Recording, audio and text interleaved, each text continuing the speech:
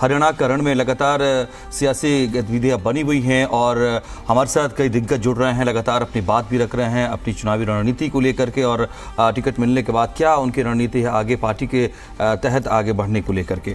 और इस वक्त हमारे साथ जुड़ रही हैं, आपको बता दें कि मंजू हुड्डा जी, जो कि गढ़ी सांपला किलोई, जी हाँ, बहुत ही हॉट सीट है ये और यहाँ से वो उम्मीदवार बनाई गई हैं बीजेपी की तरफ से।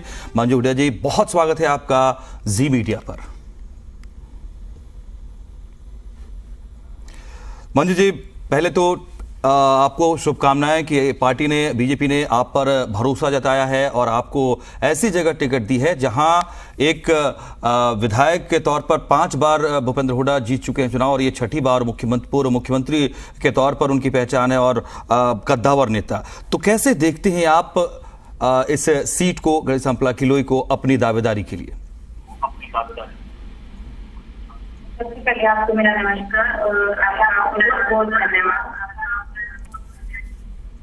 देखिए, मैंने पिछले 2 साल में बहुत सारी मेहनत की है और बहुत सारा मेरे को जनता का प्यार मिला है और मैं एक इसी चीज को लेके जनता के बीच में जा भी रही हूँ कि उन्होंने मेरे को जितना भी अभी 2 साल का मेरे पास टाइम था, इसमें मैंने इतनी मेहनत की है कि वो मेरे पे आगे के लिए विश्वास कर सकते हैं कि भाई चाहे कोई भी सिचुएशन हो, मैं अपनी जनता के साथ ही खड़ी रहूंगी। और मैं किसी बात को लेके जनता के बीच में जा भी रही हूँ कि जैसी मैं चेयरपर्सन या जिला पार्षद से पहले थी, वैसी ही मैं आज हूँ कि भाई मैं बिल्कुल भी, मेरे अंदर कोई भी बदलाव नहीं आया है कि भाई मैं किसी बड़े पद पे पहुंच गई हूँ तो भाई उसमें मेरे को कुछ ऐसा हुआ है कि भाई मैं उनको भूल चुकी हूँ या भाई मैं उनका कोई काम नहीं करवाऊंगी। तो मैं उनके सभी काम करवाऊंगी और अपनी जनता की सेवा करूंगी।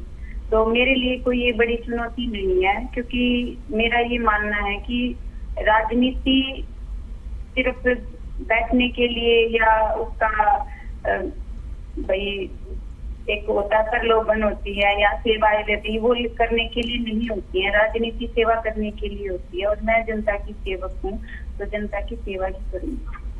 मंजू जी, क्या तैयारियां आपने की हैं? चूंकि ठीक है, समय बहुत तो नहीं, लेकिन इतना समय है चुनाव प्रचार के लिए कि जहां जनता के बीच पहुंच करके अपनी बात रखने का मौका, अवसर मिल जाता है और ख़ास करके पहली सूची में आपका नाम आ गया तो इस हिसाब से आपके लिए एक तरीके से बड़ा एडवांटेज है कि समय आपको ज़्यादा मिल गया है।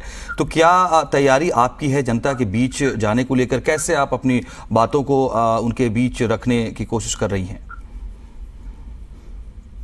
देखिए, मेरी जो तैयारियां थी वो तो मैं अभी लगातार काम करवा ही रही थी धरातल पे। भाजपा पार्टी से मैं स्टेट पर्सन हूँ तो लगातार मैं धरातल पे ही रहती थी। उनके डेवलपमेंट से जुड़े जितने भी काम हैं मैं उनसे लगातार उनसे जुड़ी हुई थी, काम भी करवाने लग रही थी, चाहे वो किसी भी डिपार्टमेंट से हो, चाहे वो है अमीर है, चाहे किसी भी समाज से है, लेकिन मैं हमेशा लगातार जनता के बीच में ही रही हूँ। तो मेरे को इस बात में कोई तकलीफ हो नहीं रही है, अभी ना ही कोई ऐसी प्रॉब्लम मेरे को फेस करनी पड़ रही है कि भाई मैं जनता के बीच में जाऊँ और जनता मेरे पे भरोसा ना करे, क्योंकि ऑलरेडी जनता 2 साल से मेरा काम देख रही है कि मेरा एक दिन भी ऐसा नहीं गया है कि जिस दिन मैं जनता के बीच में नहीं गई हूँ। तो मेरे को इस चीज में कोई भी प्रॉब्लम नहीं हो रही है। बहुत ही मेरे को प्यार और आशीर्वाद मिल रहा है, फुल सपोर्ट है और मेरा आत्मविश्वास भी बहुत ज्यादा है कि मैं जीतूंगी। मंजू जी, आप पर भरोसा जताने का मतलब बड़ा है और भूपेंद्र सिंह हुड्डा के खिलाफ आपको उतारने का मतलब बड़ा है, यानी बहुत विश्वास पार्टी ने आप पर जताया है। तो इस लड़ाई को किस रूप में देखिए, ये जो सियासी लड़ाई है इसको किस रूप में आप देखते हैं? क्या मतलब भूपेंद्र सिंह हुड्डा के उस क्षेत्र में आप अपनी जीत का परचम लहराएं, बीजेपी का झंडा वहां पर लहराएंगे, इसको लेकर के आपको लगता है कि थोड़ी मुश्किलें या चुनौतियां बड़ी हैं आपके सामने, और हैं तो कैसे आप इससे निपटेंगी? देखिए, मैंने पहले भी बताया है कि मेरे लिए ये कोई चुनौती नहीं है, क्योंकि जनता के बीच में मैं लगातार जा रही हूँ। मेरे सभी अपने हैं, मैं सभी को पहले से ही जानती हूँ। और भूपेंद्र सिंह हुड्डा जी जो यहाँ से 5 साल से MLA भी रहे हैं, तो भी CM भी रहे हैं, लेकिन जनता काम भी तो मांगती है। और पिछले 10 साल में वो हमारे यहाँ MLA रहे हैं, लेकिन डेवलपमेंट तो उन्होंने कुछ करवाया ही नहीं। तो वो मैंने करवाया है 2 साल में। मैंने कभी किसी इस चीज को नहीं देखा कि ये आदमी किसी पार्टी विशेष से प्रभावित है या कैसे। मैंने सभी को एक समान रख के मैं जनता के बीच में गई हूँ, तो जनता क्यों नहीं मेरे पे विश्वास करेगी। और मेरा खुद का भी ये मानना है कि राजनीति में जब भी कोई राजनेता बनता है तो वो जनता उस पर अपना विश्वास करके उसको बनाती है, ना कि इस चीज के लिए कि भाई वो जो एक हम की जो लड़ाई होती है वो मैं पे आके चली जाए कि भाई मेरा अधिकार, मेरा निर्णय वो मैं नहीं होना चाहिए। और वो मैं मेरे अंदर बिल्कुल भी नहीं है। मैं सिर्फ जनता को अपना मतलब मैं जनता की सेवक ही मानती हूँ अपने आप को।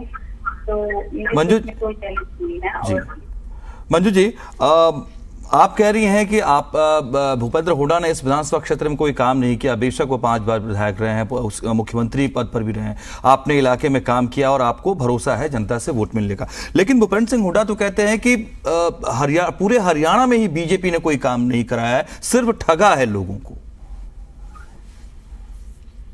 देखिए, मैं जब राजनीति में नहीं थी तो उससे पहले बहुत सारी बातें होती हैं कि इंसान पूर्वाग्रह का शिकार होता है, कि बहुत सारी सुनी सुनाई बात होती है कि भाई ये सरकार ऐसी होती है, वो ऐसे होते हैं, वो काम नहीं करवाते हैं, ऐसे होता है। लेकिन जब मैं असल जीवन में राजनीति में मैं गई और मैंने धरातल पे उस चीज को फेस किया, तब मेरे को पता लगा इस बात का कि ये सारी बातें सच्चाई से कोसों दूर होती है। क्योंकि मेरे को पता है कि भाजपा पार्टी ने मेरे को कितना सोच किया है। इन 2 सालों में पार्टी ने मेरे को पूरा बजट दिया, काम करने के लिए मोटिवेट किया, और कभी कोई ये शर्त नहीं रखी कि आपको किलोई विधानसभा में काम नहीं करना या आपको उस क्षेत्र में किसी भी जगह कहीं कोई रोका टोकी नहीं की। हर जगह मेरे को सपोर्ट किया कि बेटा तुम काम करवाओ और हम तुम्हारे साथ हैं, चाहे वो किसी भी फील्ड में है।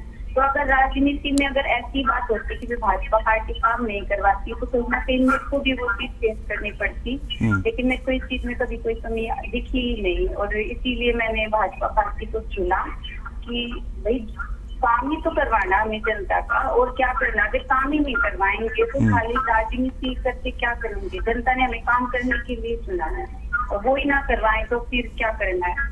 ठीक है मंजू जी, आप व्यक्तिगत तौर पर, सियासी तौर पर मैदान में उतर करके लोगों की सेवा करना चाहती हैं और इसके लिए आपने काम भी किया है, पार्टी ने भरोसा जताया, आपको एक पद भी दिया, उसके आधार पर आपने काम भी किया है। ठीक है, ये बड़ी बात है। लेकिन क्या आपको लगता है कि जो आपका पारिवारिक पृष्ठभूमि रहा है, जो आपका फैमिली बैकग्राउंड है, उसको लेकर बहुत सवाल उठ रहे हैं। क्या आज आप जी मीडिया पर उसको लेकर अपनी बात रखना चाहती हैं? उसको कैसे डिफेंड करेंगी आप? देखिए, जब मैं पहली बार राजनीति में आई थी तो ये बातें मैंने तब फेस की थी, तो वो बातें वही खत्म हो चुकी थी, और जनता ने उस चीज को मान भी लिया था कि जो भी अफवाहें हैं वो सच नहीं है। तो इसलिए अभी मेरे को इस चीज में कोई भी प्रॉब्लम नहीं हो रही है, क्योंकि ऐसा कुछ हुआ ही नहीं है, ऐसी कोई बात की ही नहीं। और चाहे कहने को कोई कुछ भी कह दे, लेकिन मैंने अपने आचरण, मेरे आचरण में वो चीज हो गया। भाई मेरे व्यवहार में लोगों के बीच में मैं जा रही हूँ, वहाँ कोई ऐसी हो तो फिर मेरे को कोई कुछ कह सकता है। लेकिन एक महिला होने के नाते मैंने हमेशा अपनी जनता को सर्वोपरि रखा है, तो इससे मेरे को नहीं लगता मेरे बैकग्राउंड से किसी को कोई फर्क पड़ेगा।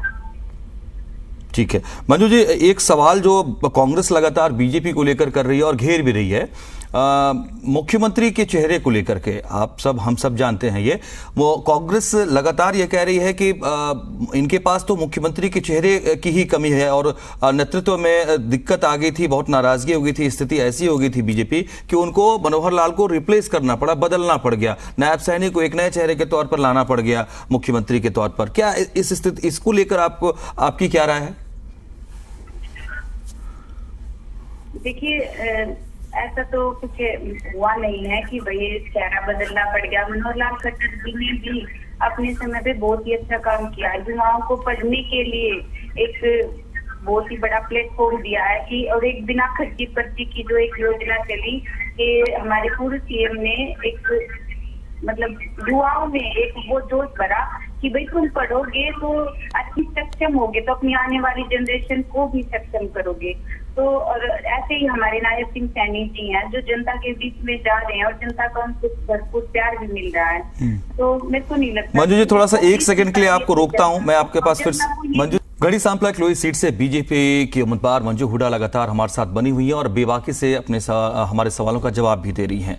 मंजू हुड्डा जी, आपसे मैं ये कांग्रेस के आरोप बीजेपी पर क्या लग रहे हैं, सीएम फेस को लेकर क्या आरोप हो रहे हैं, इस पर हमने बात की। अभी एक और बड़ी बात यहां आ रही है कि इस सीट को जीतना बीजेपी के लिए एक चुनौती है।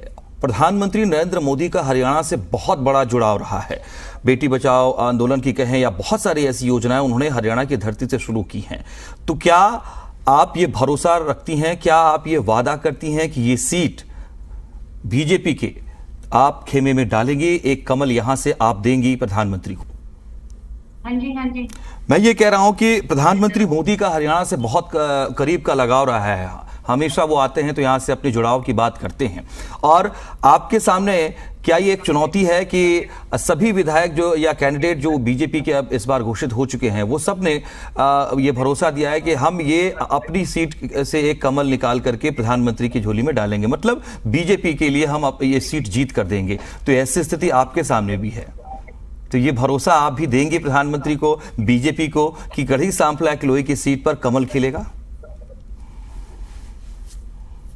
देखिए, सबसे पहले तो मैं अपने प्रधानमंत्री नरेंद्र मोदी जी का इस चीज के लिए बहुत ही धन्यवाद करती हूँ कि उन्होंने एक आम मध्यम वर्ग की महिला को इतनी बड़ी जिम्मेवारी के लिए चुना, जो कि जिसका राजनीति में भाई बहुत कम समय में इतना अच्छा मेरे को काम का उन्होंने मोटिवेट भी किया, मेरा करियर भी बना और उन्होंने मेरे पे इतना बड़ा विश्वास भी किया। तो इसलिए सबसे पहले मैं उनका धन्यवाद करती हूँ। और हाँ, मेरा पूर्ण विश्वास है कि मैं आपकी बार कमल का फूल मोदी जी की झोली में जरूर डालूंगी, क्योंकि मेरा ये मानना है कि भाई बस काम करवाना चाहिए और इससे अलग तो राजनीति अलग अलग अपने प्लेटफॉर्म पे सभी करते हैं।